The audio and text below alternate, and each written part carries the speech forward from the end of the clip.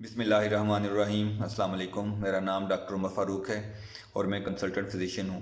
ایک چھوٹی سی بات آج ڈسکس کرنی ہے کہ بہت سے پیشنٹ جو شوگر کے ہیں وہ ان کا خیال ہے کہ شوگر جو ہے وہ چینی میں ہی ہوتی ہے، اور شوگر والے جو مریض ہیں وہ چینی کی جگہ پہ گڑ یا شکر استعمال کر سکتے ہیں۔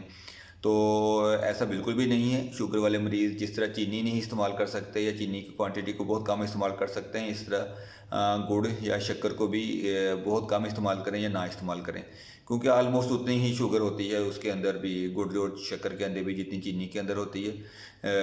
صرف تھوڑا سا فرق یہ ہوتا ہے کہ گڑ اور شکر جو ہے وہ تھوڑا سا میٹھا کم ہوتا ہے چینی کی نسبت، لیکن اگر وہ میٹھا کم ہوتا ہے تو ظاہر ہے اس کی کوانٹٹی بھی اتنی ہی مٹھاس کے لیے، اتنی ہی سویٹنس کے لیے زیادہ ڈالنی پڑے گی جتنی ہم چینی کے ذریعے لیتے ہیں۔ تو صرف آج یہی بات ڈسکس کرنی تھی کہ یہ تھوڑی سی غلط فہمی ہے، اس کا خیال رکھیں، اور شوگر والے مریض کو جو ہیں وہ جس طرح چینی نہیں استعمال کر سکتے اس طرح شکر اور گڑ بھی نہیں استعمال کرتے۔ اپنا بہت سا خیال رکھیں۔ اللہ حافظ۔